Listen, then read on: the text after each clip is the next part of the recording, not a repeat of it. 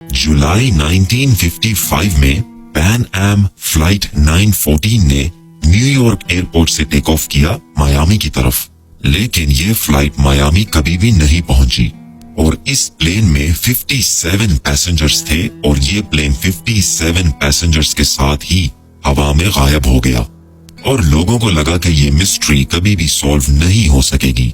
लेकिन 37 इयर्स बाद एक ऐसी चीज हुई जो मुमकिन नहीं थी। 1992 में फिर एक सुबह ऐसी आई, कराकस वेनेजुएला के एयरपोर्ट में एयर ट्रैफिक कंट्रोलर्स अपना काम कर रहे थे और उन्होंने एक बहुत ही अजीब चीज नोटिस की। उनको अपने रडार सिस्टम में नजर आ रहा था कि आसमान तो बिल्कुल साफ है, लेकिन वो अपनी आंखों से ये देख के हैरान हो रहे थे कि एक प्लेन रनवे की तरफ आ रहा है। और जब प्लेन नजदीक आया तो वो ये देख के हैरान हो गए कि ये तो एक ओल्ड फैशन्ड प्लेन है और ये मॉडल तो काफी सालों से यूज नहीं हो रहा।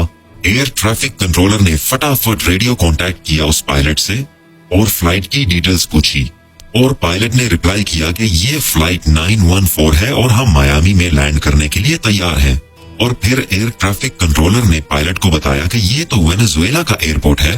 तो पायलट ये सुन के घबरा गया और जब प्लेन लैंड हुआ तो एयरपोर्ट के स्टाफ ने प्लेन की विंडोज पे जब देखा तो वो ये देख के हैरान हुए कि पैसेंजर्स ने तो ओल्ड फैशन कपड़े पहने हुए हैं और पैसेंजर्स विंडो से बाहर नई टेक्नोलॉजी और नए प्लेन्स देख के हैरान हो रहे थे। काफी देर खामोश रहने के बाद पायलट ने एयर ट्रैफिक कंट्रोलर से घबराते हुए डेट पूछी और आगे से जवाब आया कि आज डेट मई 21, 1992 है। और एयर ट्रैफिक कंट्रोलर डेट बताने के बाद ये सुन रहा था कि पायलट की सांसें तेज हो गई और पायलट काफी घबराया हुआ था। कुछ मिनटों बाद पायलट ने अपनी विंडो खोली और ग्राउंड क्रू से चिल्लाते हुए सामने से हटने के लिए कहा और कहा कि मैं यहाँ पे नहीं रुक सकता, हमें वापस जाना है। जब पायलट ग्राउंड क्रू को हटने के लिए बोल रहा था तो वो अपने हाथों से इशारा कर रहा था और उसके हाथ में कुछ पेपर्स थे और जाने से पहले उसके हाथ से एक पेपर गिर गया। इससे पहले कि एयरपोर्ट वाले कोई एक्शन लेते, पायलट ने टेक ऑफ कर लिया और एयरपोर्ट का स्टाफ उस प्लेन को बादलों में जाता हुआ देख के हैरान रह गए। एयरपोर्ट का एक स्टाफ भागता हुआ उस पेपर की तरफ गया जो पायलट के हाथ से गिर गया था और वो ये देख के हैरान हो गया कि वो 1955 का एक कैलेंडर था और काफी रिसर्च करने के बाद भी उनको ये नहीं पता चल सका कि ये प्लेन वापस कहां से और कैसे आया। उसके बाद से लेके आज तक उनको वो प्लेन फिर कभी नजर नहीं आया। अब ये टाइम ट्रैवल प्लेन को कैसे एक्सप्लेन करें?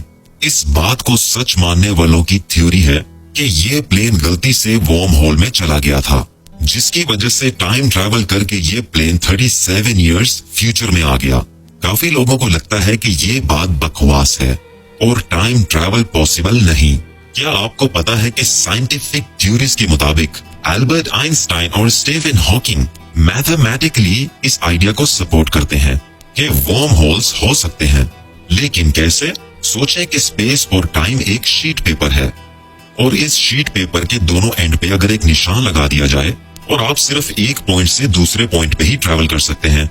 लेकिन अगर आप ये पेपर आधा फोल्ड कर दें तो फिर बीच का एक रास्ता ऐसा बनता है जिससे आप जल्दी ट्रैवल कर सकते हैं। इसी तरह वॉर्म होल थियोरेटिकली काम करती है। आपको क्या लगता है कि ये प्लेन का गायब होना और ये थ्योरी सच हो सकती है या सिर्फ एक कहानी है? कमेंट्स में जरूर बताइएगा।